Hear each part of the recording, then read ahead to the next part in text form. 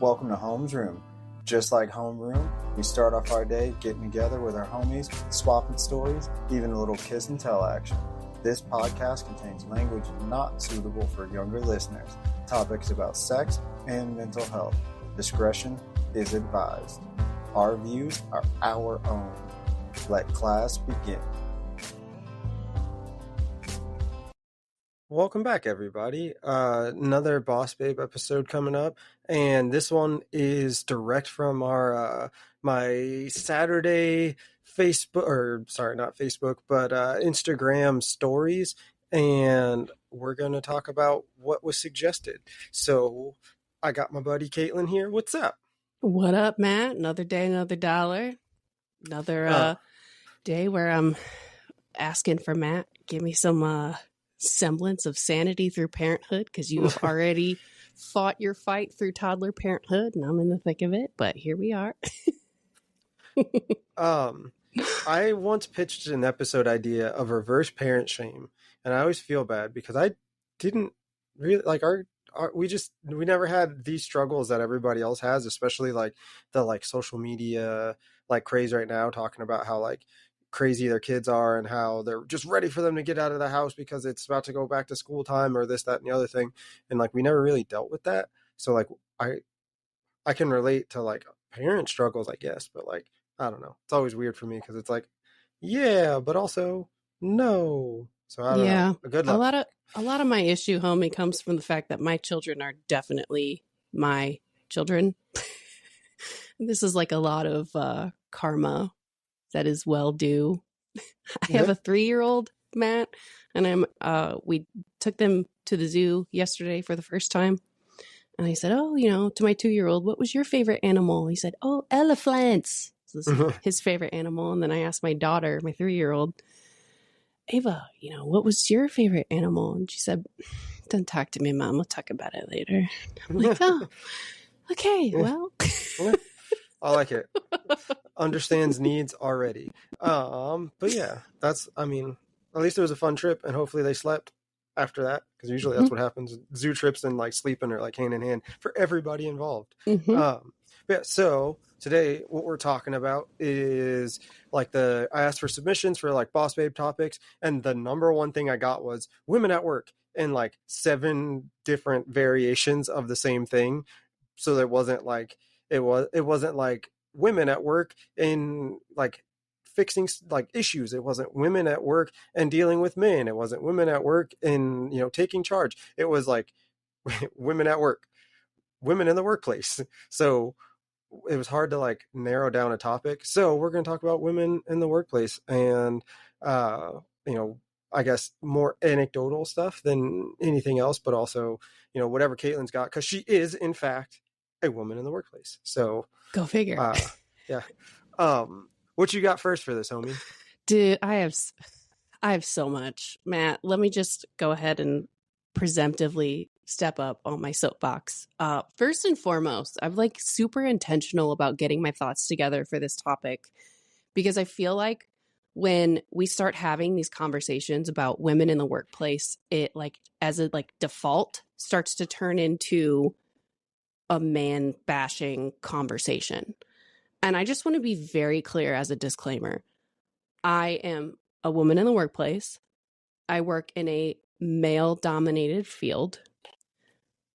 Most of the men that I work with are wonderful and supportive, and have lifted me up and encouraged me and empowered me and validated my thoughts and feelings and all these other things. So I just want to be very clear of when we're talking about women in the workplace, stereotypically, my thoughts, at least from the social media content that I have consumed about this topic, which is not a ton, but as a general rule of thumb, we love men. Men are great. Men can be wonderful champions and lift us up. However, women specifically in the workplace can be treated differently than men. And I just came back on the Instagram in the last couple days, And already I've gotten a couple DMs specifically because I shared our part 1 and part 2 of Man versus Bear in the Woods episodes, Matt, where I've had men who have, come into my DMs and tried to continue that conversation. And it's just generally a non-starter for me to engage in conversation with men who are just not at all open to hearing a different perspective than their reality, who are so obtuse that they're not even coming from a place of willingness to like hear women out. Yeah. It's not inherently like a feminist topic. It's not inherently, so here's another disclaimer too, Matt, like at this point we're so far out from November and everything still feels so politically charged right now because it is an election year that like it's difficult to have like these types of productive, constructive conversations because everything is so politically charged right now. I don't give a shit about any of that. I'm just here as a woman trying to validate other women's experiences and give my own perspective, and probably give one anecdote that I do have is how another woman treated me poorly in the workplace, so that's neither here nor there. I don't want this to be a man bashing conversation. I love men. I work in law enforcement. I have had the most supportive, wonderful mentors who are men. But if you are listening to this episode and you're not coming from a place of just like hearing me out as a woman, or like hearing out a different experience or a different perspective, like it's not going to be a very constructive conversation. And that's what I want to have, Matt. I feel like it's one thing that I'm so thankful that you have allowed me to tag along for is the types of conversations and the community that we've built here at Holmes Room. But yeah, so first and foremost, disclaimer, I love men. Men are great. However,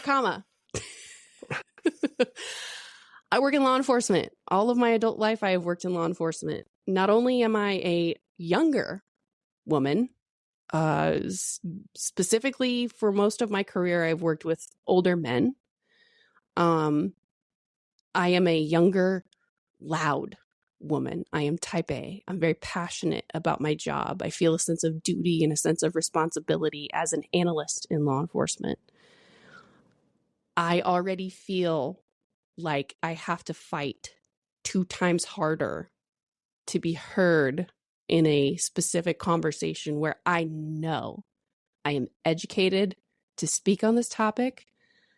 I have the backup, I have the data, but sometimes because I am not a man, I have to scrap a little bit harder to be heard and validated and seen by older men in this field. That might be a one-off. I don't know if there's too many other, women who are homies here in Holmes Room that can relate to that experience. I fully own that. I would guarantee that's not a one-off. That's probably the most common thing. Okay, that's perfect example of like my self-doubt creeping in a little bit there. I even like in specific to this stage in my career that I'm speaking on right now to Matt, I was in a larger metropolitan city that was very politically liberal, was very like woke, if you will. And I still was so turned off to like the loud perspectives or like the loud talking heads about the perspectives of feminism that it's not until, honestly, Matt, it's not until you allowed me to be your co-host and we've started to have some of these conversations that I have actually been secure enough to identify as a feminist and proudly do so. Only because, thank you so much, Matt. I'm so proud of me. Thank you so much, Matt. But feminism, where I come from in the Midwest, in the Bible Belt, where we've talked about in prior episodes of modest is hottest, and you are not a wonderful woman until you make your husband a sandwich and fold his laundry and save yourself for marriage, and all these like difficult themes around womanhood and feminism and sexuality that I had to deconstruct. Kind of a worn out topic at this point because we've talked about it so much, you know, Matt. But I was in this professional setting with older men, knowing I'm like, I have the data, I know what I am talking about, and still feeling like I had to physically, in some points in conversations, elbow myself into a circle of older men and be like, I have a new thing that you need to hear out of my mouth. You need to hear this. Specifically, what I know is a perfect example of this is the city that I was working with, the large metropolitan police department that I was working in. I was an analyst in their intelligence unit during all of the George Floyd riots and protests. The very first command post that we had was the first weekend that huge riots, that protests / when the sun went down, riots broke out. That was one conversation that I had to physically elbow my way into a conversation of older men and be like, here's the actual protest, the peaceful protest, the people that are cooperating with law enforcement and are here to exercise their protected First Amendment right. This is their route. This is who is the organizer of this event. This is what they're trying to do. These are not people that are a threat to law enforcement. However, I also have information about riots that are taking place at the same time or right after, whatever. Either way, elbowed myself into this conversation of older men, and it went from me sitting way far away in this command post to the incident commander at the time saying, I want Kaitlin sitting in the chair directly in front of me because she has important information that I need to hear as soon as she knows it. You're sitting right in front of me. And that set the precedent for every other command post that we had during that really difficult time in policing and just being a sentient human in the United States. So was that like a pride moment, or was that like a fucking thank you moment? A little column A, a little column B. Okay, fence sitter. Sorry, I'm not trying to be fence sitter. I'm just giving you crap because you always call me a fence sitter, but it's totally hard to fine. not. I've learned from the best, Matt. For me personally, I have cracked several jokes to all of my supervisors that like I need to put together a support group for specifically men, older men that have supervised me, because just inherently in this field, I have never been supervised by a woman that oversees like my day-to-day life or like whatever job. I don't necessarily, I'm taking the approach of being a fence sitter because I know I'm a lot to handle. I don't know if you know this about me, Matt, but when I feel very passionately and I'm very like motivated about a topic, I got a lot of fucking shit to say about it, you know? Specific to my job, I had a former supervisor at the same department, the metropolitan department I was working for, that said, you know, I would rather reel you in like once every 2 or 3 weeks than try to motivate you and like push you every single day. I am a bull in a china shop. I have the best of intentions, but I'm also shout out to a past episode, Matt, I'm an Enneagram 8. Even the app celebrated that. So Even good job. if you're just a listener, Riverside, the app that we're using to record on, just gave me, I said Enneagram 8, and it just rained down confetti on me digitally. Thank you, Riverside. Interesting. I don't know. I am a type A personality. I'm a loud woman. I'm very pissed off by incompetence and injustice. And I'm like, all right, well then fine. If nobody else is going to do it, fine, fuck you. I'll just do it myself. So I know I'm a lot to handle just as a basic supervisor or subordinate relationship, whatever. Specific to that conversation, it was super validating because not only specific to my job, Matt, I know you just said, my experience is maybe not a one-off. Okay, it's totally fine. However, I am a civilian in law enforcement. I do not carry a badge. I do not carry a gun. At this point in my career, I am an analyst. The best analogy that I have about my job is that the case agents, the detectives that I worked for at that point, everybody else that I worked for as the case agents, they are the door kickers. I, as the analyst, help make sure it's the right door that's getting kicked in. So it's not just a female thing, it's a civilian and sworn thing. So I also kind of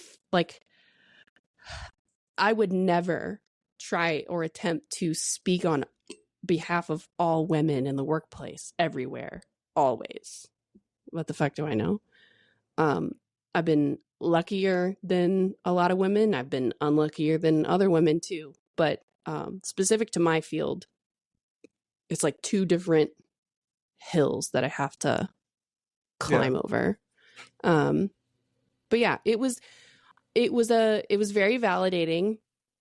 I never went back and apologized to that incident commander and was like, hey, sorry, I literally elbowed my way into your conversation. But you shouldn't have. And I'm glad that I didn't. Yeah. Knowing what I know, I later on in that same quarter, they would do sworn and civilian employee of the quarter. I got civilian employee of the quarter for that quarter for how I showed up to those command posts and helped allocate resources and mitigate threats, and more specifically, tell law enforcement what is and is not actually potentially a threat to us or to you and your whatever, your operation. I know that my career field is really polarizing one way or the other. Riverside, what are we doing? That's a whole other topic, maybe outside the scope of this conversation. Help me if I'm off base here, Matt. But another part of this conversation specific to women and specific to law enforcement is that I wanted to also be very loud and vocal in public of the public discourse that you see about unjustified police shootings or police violence or over militarization of the police, or however you want to quantify or articulate it. There are still people in the field that are hearing you, seeing it, and trying to do better and motivate the field to be better. So, yeah, Matt, I'm not trying to say what we can and can't talk about. I'm just trying to be very open about I have maybe a limited perspective, but I'm still a woman in the workplace. I don't know, Matt. No, so the way I would draw a comparison or parallel, and your job is obviously a lot more serious than anything I've ever done, but you elbowing your way into a conversation like that, for me, 90% of what I end up having to do in workplaces is back cleanup, because they don't want to listen to me regardless. So what it ends up being is, while they're fucking everything up, I've already figured out 17 different ways to fix their fuck up. So when it's fucked up beyond all recognition, FUBAR as it was, I step in and I'm like, okay, but we can do this, this, and that. And now they have no choice but to listen to me. And I'm still composed because I've already solved the problem. So then the next time I don't have to fight quite as hard to be like, hey, just listen to me. And I think that that's the difference between a guy, regardless of the situation, and a woman in the workplace having to physically push their way into the conversation to be heard. Where like for me, it's like I know what I'm like, what the situation is going to call for, and they're not going to listen to me because they're bullheaded, and it's like I know best and I only know best and nobody can have. And then when it's fucked up and nobody could see that it was going to be fucked up because they don't think more than one step, two steps ahead, I'm able to just look at it and be like, yo, here we are, and guess what, I've already solved this problem. Here are 6 different solutions. You just have to pick the one you think is best. And I also can deliver messages in a way that I can urge them to pick the one that I think is best, while also giving them their feeling of autonomy, so they still feel like they're doing something, like they have a say. But realistically, it was I've presented them with the options to fix this thing. And when it comes to like with situations to which you are talking about, it sounds like physically forcing your way in is almost a must until you get your foot in that door and they listen to you. Where, I'm sure that there's people that can relate to that, where they are in a conversation and it takes them, almost stepping into the center of the circle, as opposed to being able to speak from the outside like everybody else in the circle. So I don't know. And that's one thing too, is like, regardless of gender, what you just spoke on too, like I feel like there's a way to navigate conflict with a supervisor where you're validating their perspective and also making it very clear to them, like, I'm not trying to make you look bad, like we're on the same team. I'm a self-professed stove toucher where like you can tell me that the stove's hot, that's fine. It's not going to be 30 times after you tell me that the stove's hot that I actually like get it. It's going to be after I actually touch the stove and I burn off one of my entire fingertips and there's like blisters all over my hands. I don't know.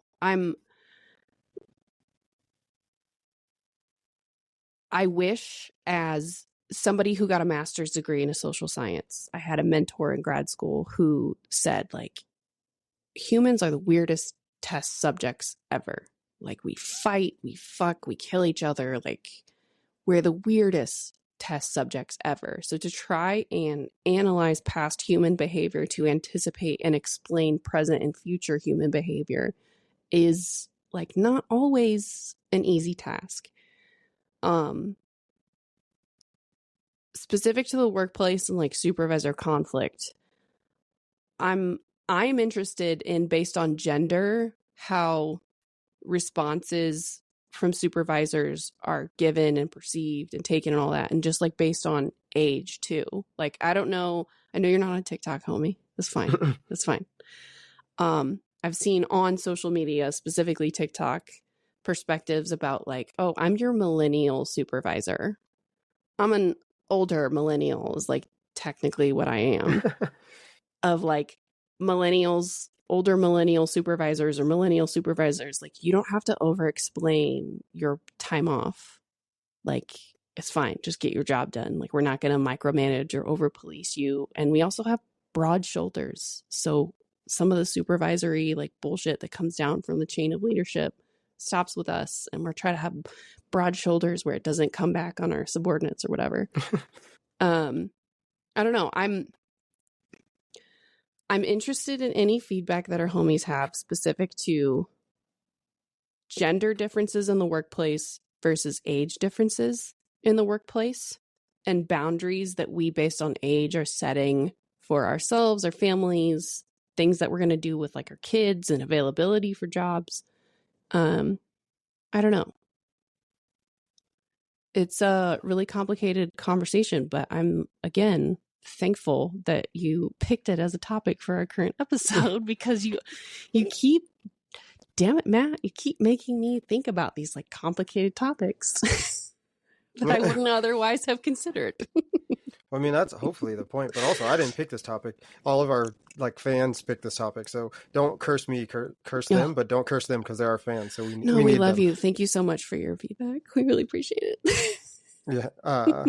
So like I said, I think it becomes a situation where like if you don't have the specific like seeing other women in the workplace with you, like I guess what about when you're going through grad school and the how did the women that I guess you might have looked up to handle themselves in their environment? Like what are some things that maybe people can learn from that? I was really thankful and fortunate that I had other loud women as mentors, specifically Radford University is where I got my master's degree. Shout out to Dr. Nicole Hendricks. She is from a holler in Virginia.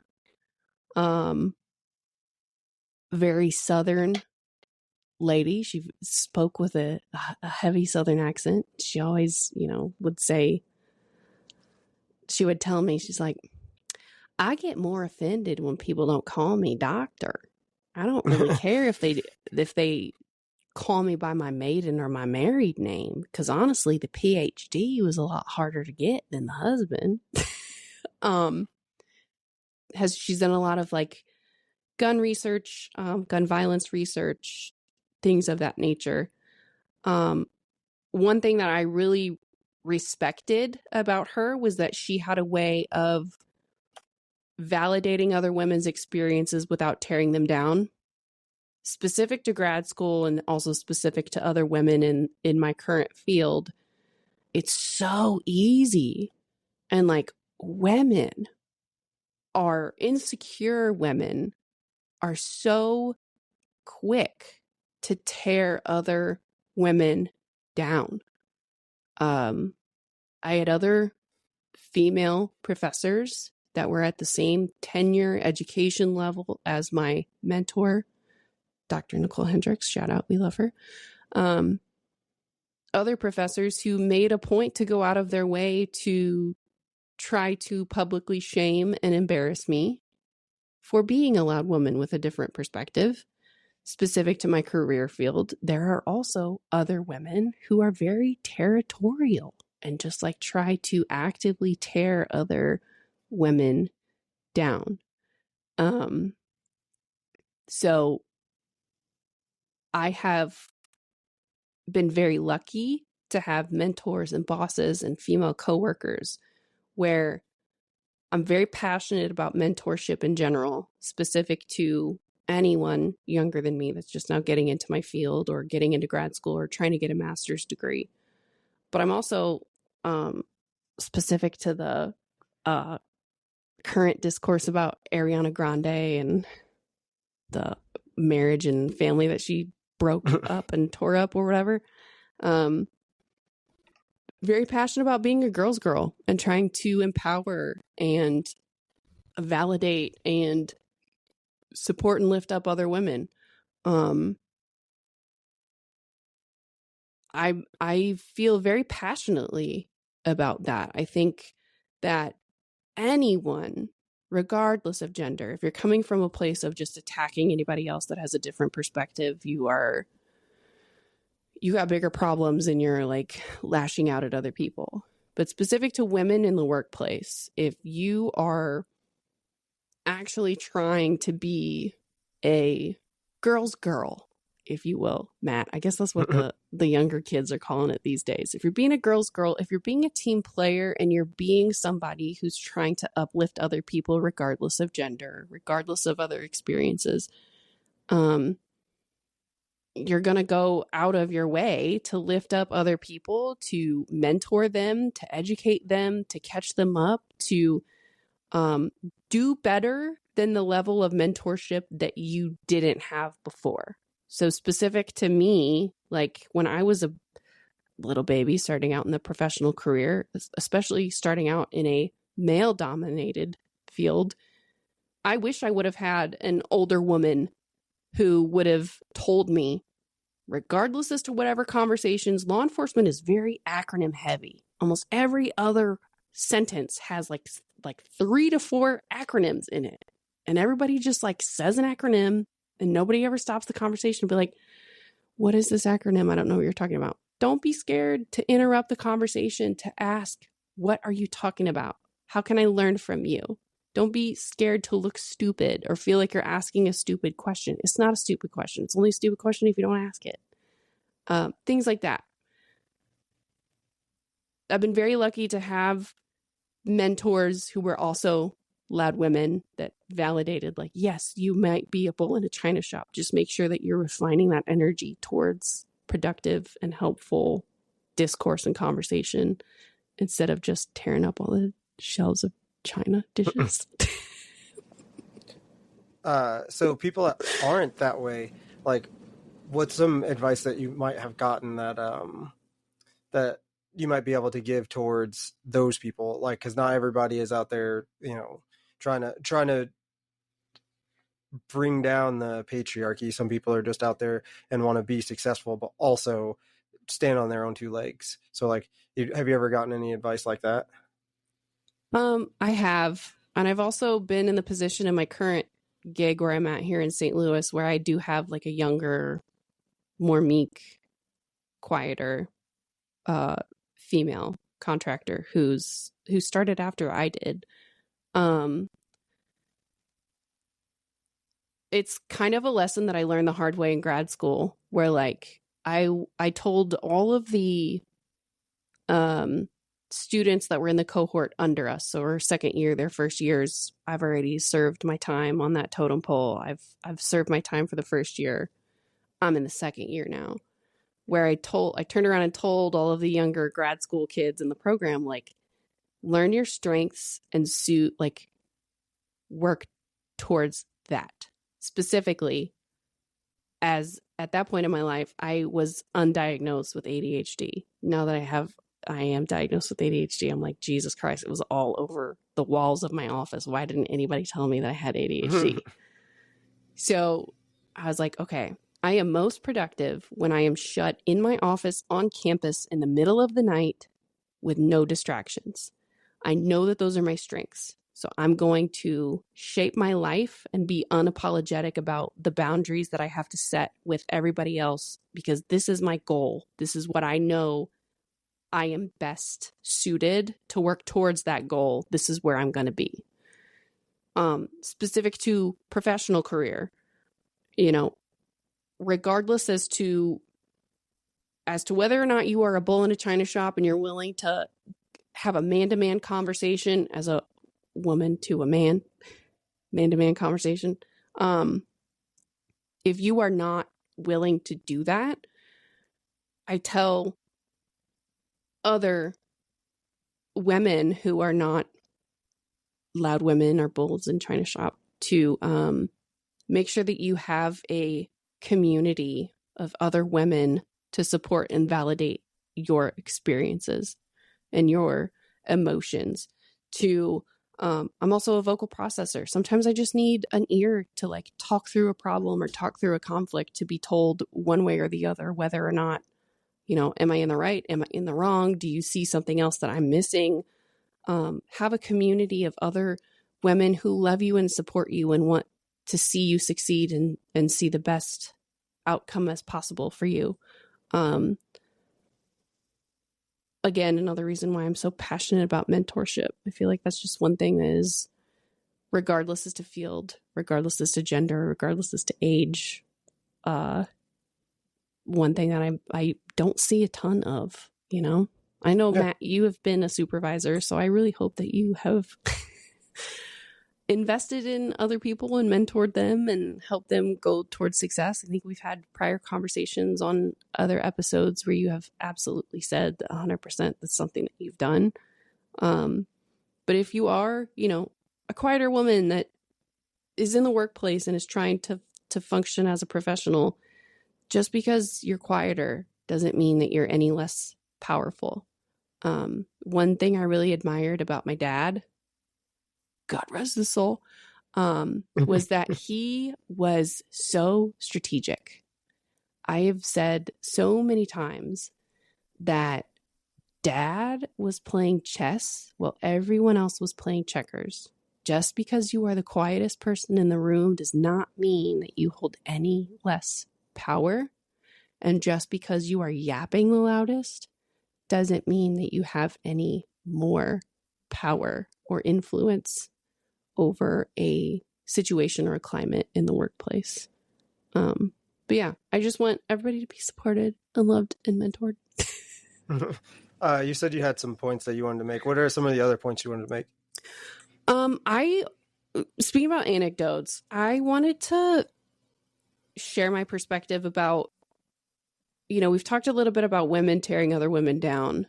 I had a former female supervisor who did not supervise my day-to-day, but was a supervisor who I came to try and tell her that an older man who had a very clear position of power over me, I felt like he was using me for his own political agenda. He was trying to pad his wins so that he could build his resume and make deputy chief, like his very clear political power moves.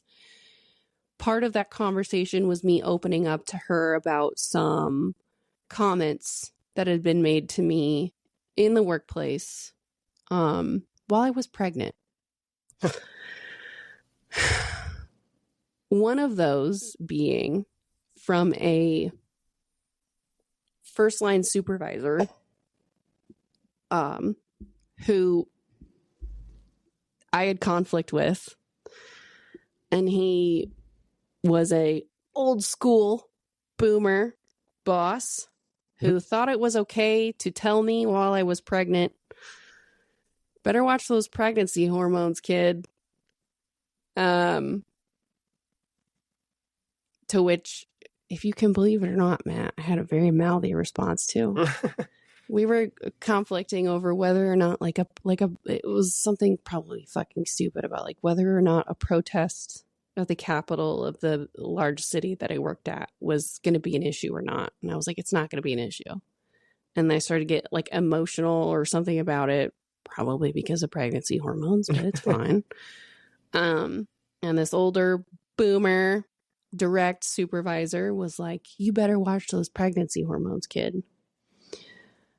Part of debriefing her of this female supervisor of this first line supervisor, I feel like I need a link chart. This first line supervisor was not the same major boss. It was his boss's boss or commander, who was like very clearly using us all to further his own political agenda of trying to make deputy chief or chief someday.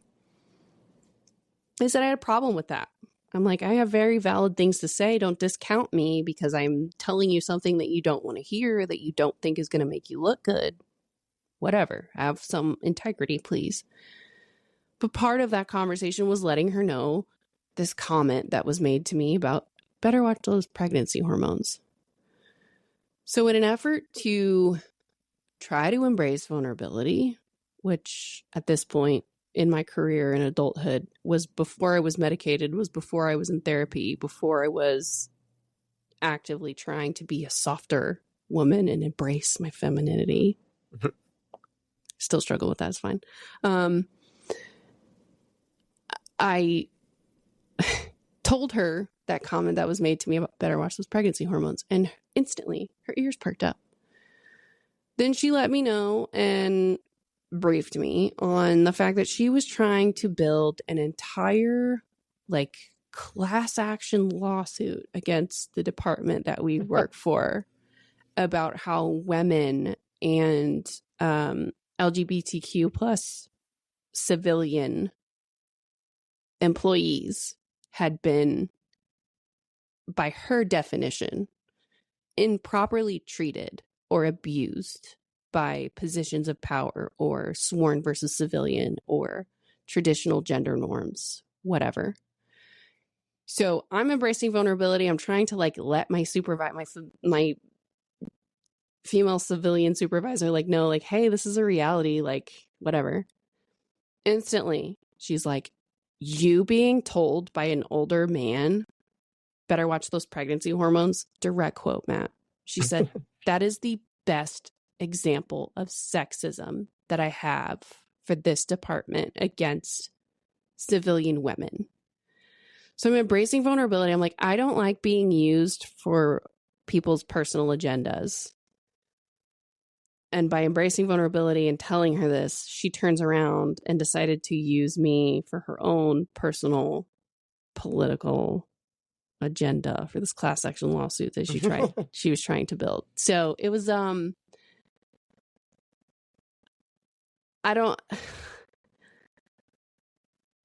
she said, oh, are you willing to go forward to internal affairs? Are you willing to lodge a complaint? I said, to be honest, boss, I was just as insubordinate and mouthy the fuck back to him when he said that shit to me. I said something about, I got a tampon in my desk if you fucking need one, boss. Like, do you see that? Yeah. Do you see that? I'll tell you about it later. Continue with your story. Okay, no, you're fine. And it was just like an awful sense of like poetic justice of trying for the first time to like be a loud woman and oppose a man's political agenda to be turned around and tried to be used by a woman supervisor that I respected at that point in my career. I don't know. I only share this anecdote because women in the workplace, this is such a loaded topic. I feel like it's also a topic where like we could have 2 or 3 episodes about and still maybe only be scratching the surface. Also fully owning, I work in a male-dominated field. I am a loud woman. I work in law enforcement. 100%. I personally, as somebody that struggles with holding myself to standards of perfection and all of that, of feeling like a one-off and also not feeling empowered enough to feel like I'm responsible enough or have any position to speak on behalf of other women anywhere, whatever. I felt like it was an important part of this conversation and discourse as a woman in the workplace to also share my perspective about being a woman in the workplace and being used and abused by another woman too. I mean, stereotypically in today's day and age with feminist ideology and feminist themes so prevalent on open source and on social media and out on the internet and all over movies and TV shows and documentaries and everything. That was one thing that I definitely wanted to make sure that I shared about too, was that like there will always be, regardless of gender, people out there that are willing to climb over you to make themselves look better in the workplace. Ultimately, to circle back to my larger point, specific to women and mentorship and all of that, is like being a girl's girl and giving support and validation and empathy to another woman, but also anybody else in your workplace is such an easy lift.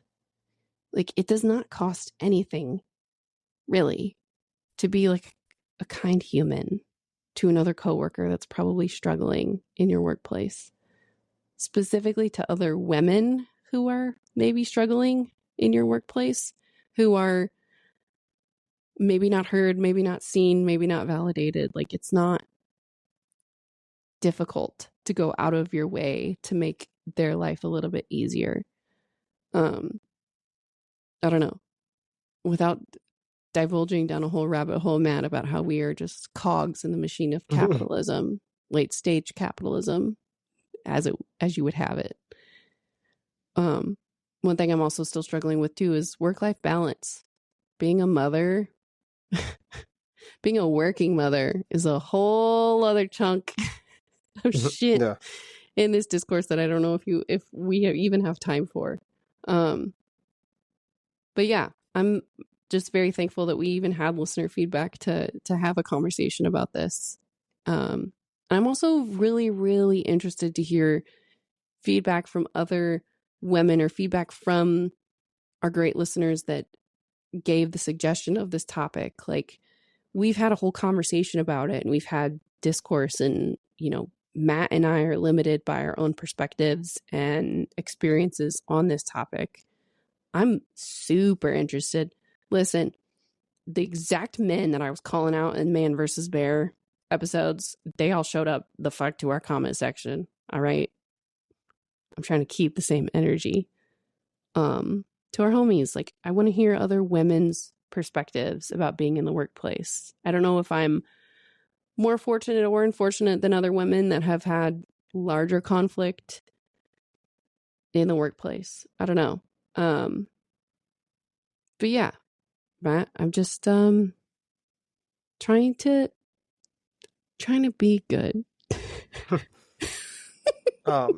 So I would challenge all of our female listeners to reach out to your friends and ask them, how has, have you had to deal with things in the workplace, and connect with them? Because maybe just being heard is enough to, like, realize, A, you're not alone, but also to make them feel a little bit better, like somebody does care. And, like, I would say reach out to your female coworkers, but I don't know what beefs you got, so I'm not gonna make you do that. So that's a whole nother topic. So that's up to you. We'll put an asterisk next to that one, but you can definitely reach out to your friends and, ask them, hey, like, what have you had to deal with in the workplace? Because I was listening to an episode of Home's Room, and they were talking about it, and now I'm curious, and I want to know if somebody else has had similar or worse or better, or things that might, like, oh, I can relate to that, and you handled it how, kind of situation. So yeah.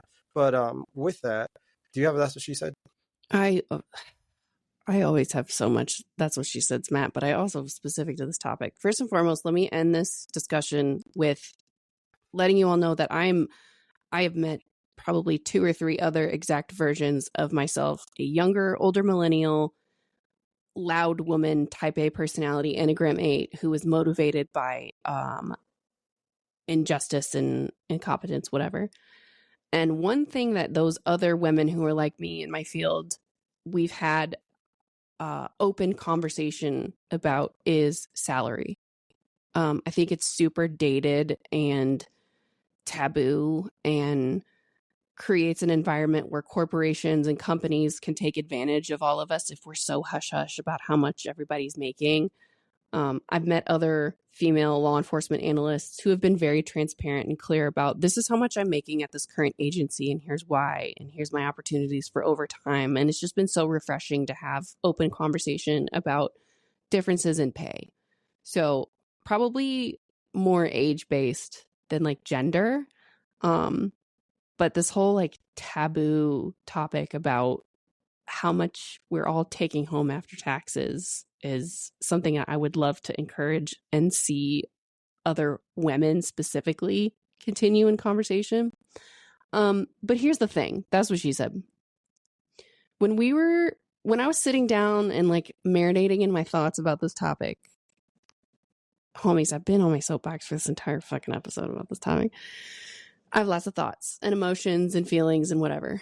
I'm also starting to go through a new season of life where I'm navigating these workplace conflicts from the perspective of being a mom for the first time. So it's not just what's best for me. It's now I'm approaching these conflicts with the asterisk of, what am I going to tell my daughter if someday she comes forward and tells me this is something that she's facing in the workplace? What advice would I give her? And what would I like to tell her that I did versus what I regret not doing when I was going through it at the time? And I don't know if that's just inherent in parenthood, Matt, or if that's something that you can relate to as well. But